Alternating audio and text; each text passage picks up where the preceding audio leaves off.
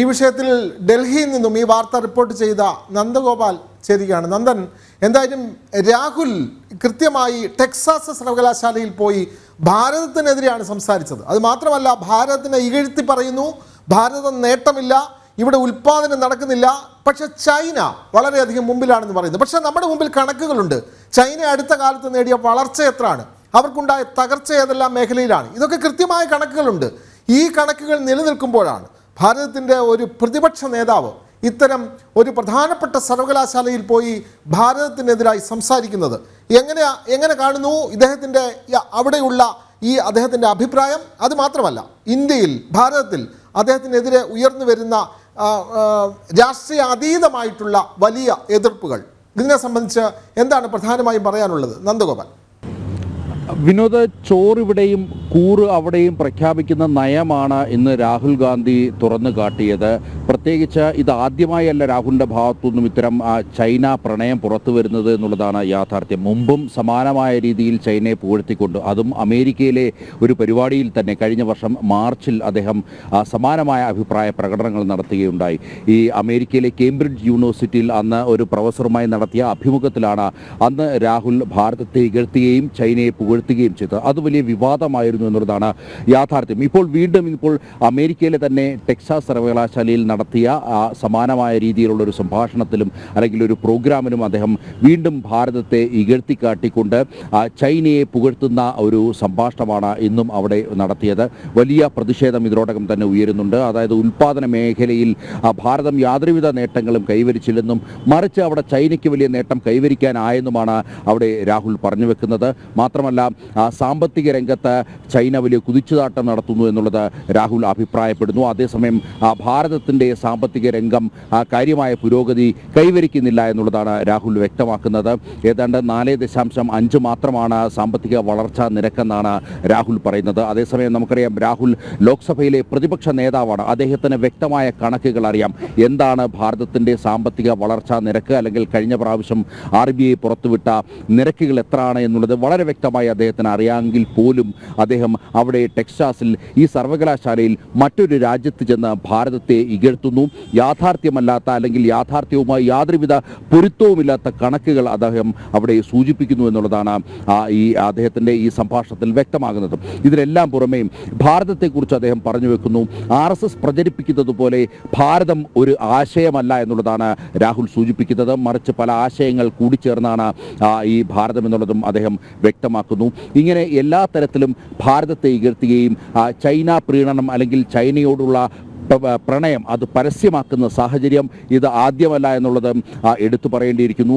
നേരത്തെ സൂചിപ്പിച്ച പോലെ തന്നെ കഴിഞ്ഞ വർഷം 2023 മാർച്ചിലാണ് അമേരിക്കയിലെ തന്നെ മറ്റൊരു സർവകലാശാലയിൽ സമാനമായ രീതിയിൽ അദ്ദേഹം ഭാരതത്തെ ഇകഴ്ത്തിക്കൊണ്ട് ചൈനയെ പുകഴ്ത്തുന്ന സാഹചര്യം ഉണ്ടായിരുന്നത്. ഏതായാലും ഇപ്പോൾ ഇത് ആവർത്തനം ഉണ്ടായിരിക്കുകയാണ്.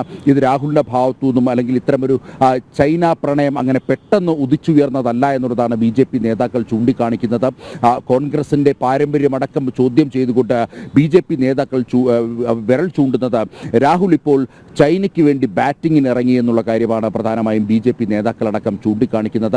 മാത്രമല്ല, ഈ രാഹുലിൻ്റെ ചൈന പ്രണയം അത് പ്രതിഷേധാർഹം, അത് വലിയ രീതിയിൽ അതിപ്പോൾ പൊതുസമൂഹത്തിലും അതേപോലെ തന്നെ സാമൂഹിക മാധ്യമങ്ങളിലൊക്കെ തന്നെ വലിയ പ്രതിഷേധത്തിന് ഇടയാക്കുന്നു എന്നുള്ളതാണ്. രാഷ്ട്രീയത്തിന് അതീതമായി ഇതിനെതിരെ പ്രതികരണങ്ങൾ ഉയരുന്നുണ്ട്, പ്രതിഷേധങ്ങൾ ഉയരുന്നുണ്ട്.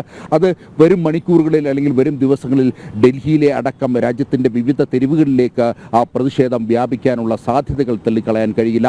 പ്രത്യേകിച്ച് ഭാരതം വലിയ നേട്ടങ്ങൾ കൈവരിച്ച് ഈ പറയുന്ന ഉൽപ്പാദന മേഖലയിലാണെങ്കിലും അതേപോലെ തന്നെ മറ്റ് അനുബന്ധ മേഖലയിലാണെങ്കിലും സാമ്പത്തിക രംഗത്താണെങ്കിലും എല്ലാ മേഖലകളിലും ഭാരതം ഉയർച്ച കൈവരിച്ചു വരുന്ന ഈ ഒരു സാഹചര്യത്തിൽ അവിടെ മനഃപൂർവ്വമായി ഭാരതത്തെ ഇകഴ്ത്തുന്നത് എന്തുകൊണ്ട്, അല്ലെങ്കിൽ ലോക്സഭയുടെ പ്രതിപക്ഷ സ്ഥാനത്തിരുന്നു കൊണ്ട് രാഹുൽ എന്തിന് ഇങ്ങനെ ഭാരതത്തെ ഇകഴ്ത്തുന്നു എന്നുള്ള ചോദ്യങ്ങൾ പൊതുസമൂഹത്തിൽ നിന്നും ഉയരുന്നു. സ്വാഭാവികമായും കോൺഗ്രസിനടക്കം ഇതിന് മറുപടി പറയേണ്ടി വരും. നിലവിൽ ഇതുമായി ബന്ധപ്പെട്ട് ഒരു കോൺഗ്രസ് നേതാക്കളുടെ പ്രതികരണവും ഉണ്ടായിട്ടില്ല എന്ന് മാത്രമല്ല, പല മാധ്യമങ്ങളും ഈ വാർത്തകൾ തമസ്കരിക്കാൻ നോക്കുന്നു എന്നുള്ള യാഥാർത്ഥ്യവും നിലനിൽക്കുന്നു. വിനോദ്, തീർച്ചയായും പല മാധ്യമങ്ങളും ഈ വാർത്ത റിപ്പോർട്ട് ചെയ്യുന്നില്ല. കേരളത്തിലെ ഒരു മാധ്യമം പോലും, ജനൻ TV അല്ലാതെ ഒരു മാധ്യമം പോലും ഈ വാർത്ത പുറത്തുവിടാൻ പോലും തയ്യാറാവുന്നില്ല. ഇത്തരത്തിൽ രാജ്യവിരുദ്ധ പ്രവർത്തനം നടത്തുന്ന ഭാരതത്തിൻ്റെ പ്രതിപക്ഷ നേതാവിനെതിരെ രാജ്യവ്യാപകമായി തന്നെ വലിയ എതിർപ്പുകളാണ് ഉയർന്നു വരുന്നത്. അമേരിക്കയിലെ ഒരു പ്രധാനപ്പെട്ട സർവകലാശാലയിൽ പോയ ശേഷമാണ് അദ്ദേഹം പറയുന്നത് നേട്ടങ്ങളുടെ പാതയിലാണ് ചൈന, ഭാരതം അങ്ങനെയല്ല, ഭാരതം തകർച്ചയിലേക്കാണെന്ന് പറയുന്നു. എന്ത് കണക്കിൻ്റെ അടിസ്ഥാനത്തിലാണ് രാഹുൽ ഇത് പറയുന്നതെന്ന് മാത്രം സാധാരണക്കാർക്ക് അറിയില്ല. പ്രത്യേകിച്ചും ജവഹർലാൽ നെഹ്റുവിൻ്റെ കുടുംബത്തിൽ പിറന്ന ഒരാൾ, അതായത് ഇന്ദിരാഗാന്ധിയുടെ കുടുംബത്തിൽ പിറന്ന ഒരാൾ, രാജീവ് ഗാന്ധിയുടെ മകൻ എങ്ങനെ ഇങ്ങനെയൊക്കെ പറയുന്നു എന്നുള്ളതാണ് ഏറ്റവും ദയനീയമായ കാര്യം. ഇത്തരത്തിൽ രാജ്യവിരുദ്ധ പ്രവർത്തനം അല്ലെങ്കിൽ രാജ്യവിരുദ്ധ പരാമർശം ഇതിനു മുമ്പും രാഹുൽ വിദേശ രാജ്യങ്ങൾ നടത്തിയിട്ടുണ്ട്. അദ്ദേഹത്തിന് ഭാരതത്തിൽ വെച്ച് വേണമെങ്കിൽ ഇവിടുത്തെ സർക്കാരിനെ കുറ്റപ്പെടുത്താം, ഇവിടുത്തെ സംഘടനകളെ കുറ്റപ്പെടുത്താം. പക്ഷേ ഭാരതത്തിന് വെളിയിൽ പോയി എങ്ങനെയാണ് സ്വന്തം നാടിനെതിരെ പറയാൻ കഴിയുക? അതുകൊണ്ട് തന്നെയാവാം കോൺഗ്രസിലെ ഒരാൾ പോലും കൃത്യമായി അക്കാര്യത്തിൽ ഒരു വിശദീകരണം നൽകാനോ രാഹുൽ അങ്ങനെയല്ല എന്ന് പറഞ്ഞ് ന്യായീകരിക്കാനോ വന്നിട്ടില്ല. ഇത് കൃത്യമായി രാഹുൽ നടത്തിയ ചൈന അനുകൂല പ്രസ്താവനയാണെന്ന് ഏതൊരാൾക്കും, രാഹുലിൻ്റെ ആ ഇൻ്റർവ്യൂ കാണുന്ന ഏതൊരാൾക്കും മനസ്സിലാക്കാൻ സാധിക്കും. അദ്ദേഹം അത്തരത്തിലാണ് സംസാരിച്ചത്. അത്തരത്തിൽ ഭാരതത്തിൻ്റെ നേട്ടങ്ങളെ എല്ലാം ഇകഴ്ത്തി കാണിക്കുക മാത്രമല്ല, നമ്മുടെ